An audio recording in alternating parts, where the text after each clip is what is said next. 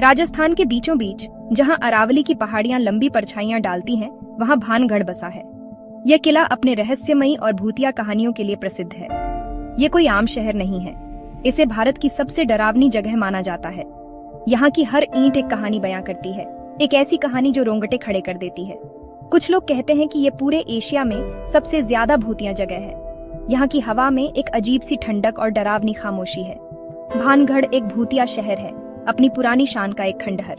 यहाँ की वीरानी और खंडहरों में छुपी कहानियां आपको सोचने पर मजबूर कर देती हैं। यहाँ की खामोशी बस खाली दरवाजों और खिड़कियों से सीटी बजाती हवा से ही टूटती है।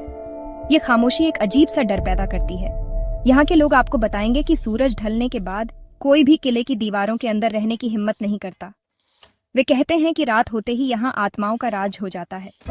वे कहते हैं कि किले पर आत्माओं का राज है। यहाँ की रातें और भी डरावनी हो जाती हैं जब अंधेरा पूरी तरह से छा जाता है। इस कभी फलते फूलते शहर में क्या हुआ था? किन घटनाओं ने इसे वीरान और इसकी भयानक प्रतिष्ठा का कारण बनाया? क्या ये सच में भूतिया है या सिर्फ कहानियां हैं? चलो समय में पीछे चलते हैं और भानगढ़ की कहानी को उजागर करते हैं। इस रहस्यमयी किले के पीछे की सच्चाई को जानने की कोशिश करते हैं।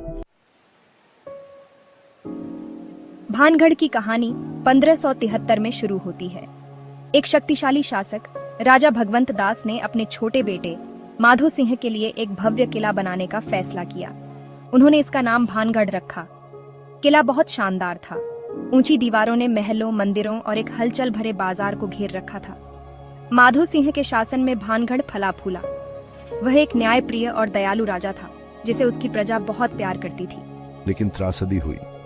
माधो सिंह की युवावस्था में ही मृत्यु हो गई, जिससे पूरा राज्य दुहक में डूब गया।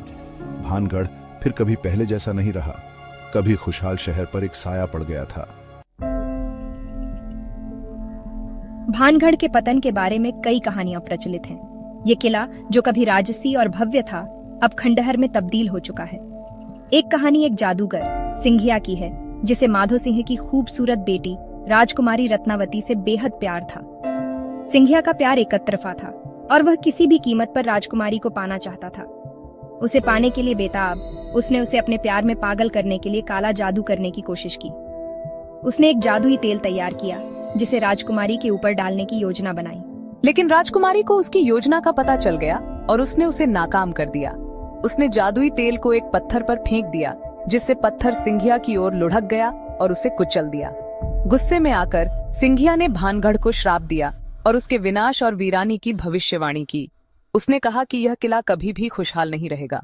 एक और कहानी एक पवित्र व्यक्ति गुरु बालूनाथ की है, जो किले के पास ध्यान करते थे। वह एक महान संत थे और उनकी शक्तियों के बारे में कई कहानियां प्रचलित थीं। उन्होंने एक शर्त पर किले के निर्माण की अनुमति दी। इसकी परछाई कभी भी उनके निवास पर नहीं पड़नी चाहिए। यह शर्त बहुत महत्वपूर्ण थी और इसे तोड़ने का मतलब था विनाश। एक दिन किले की परछाई गुरु के आश्रम को छू गई। यह एक दुर्भाग्यपूर्ण घटना थी जिसने सब कुछ बदल दिया। उन्होंने भानगढ़ को श्राप दिया, इसे हमेशा के लिए वीरान रहने का श्राप दिया। उनका श्राप इतना शक्तिशाली था कि किला कभी भी पुनर्जीवित नहीं हो सका। पीढ़ी दर पीढ़ी चली आ रही ये कहानियां भानगढ़ की भयानक आभा को बढ़ाती हैं। आज भी लोग इस किले के पास जाने से डरते हैं, खासकर रात के समय। आज भानगढ़ एक उजाड़ खंडहर है। यह किला जो कभी राजपूतों की शान था, अब वीरान और सुनसान पड़ा है। कभी भव्य महल अब टूट रहे हैं और बाजार खामोश है। यहाँ की गलियों में अब सिर्फ सन्नाटा गूंजता है, लेकिन कहानियां अब भी जिंदा हैं। स्थानीय लोग आज भी उन कहानियों को सुनाते हैं जो सदियों से चली आ रही हैं। आने वाले लोग किले की दीवारों के अंदर अजीब घटनाओं के बारे में फुसफुसाते हैं। वे कहते हैं कि यहाँ कुछ अनजानी शक्तियां हैं। कुछ का दावा है कि उन्होंने पायल की झंकार सुनी है, जैसे कोई महिला रात में नाच रही हो। यह आवाजें अक्सर रात के सन्नाटे में सुनाई देती हैं। दूसरे लोग परछाई जैसे लोगों के बारे में बात करते हैं जो पास जाने पर गायब हो जाते हैं। ये परछाइयां अक्सर किले की दीवारों के पास देखी जाती हैं। कैमरे खराब हो जाते हैं और कंपास बेतहाशा घूमते हैं। ऐसा लगता है कि यहाँ की ऊर्जा उपकरणों को प्रभावित करती है।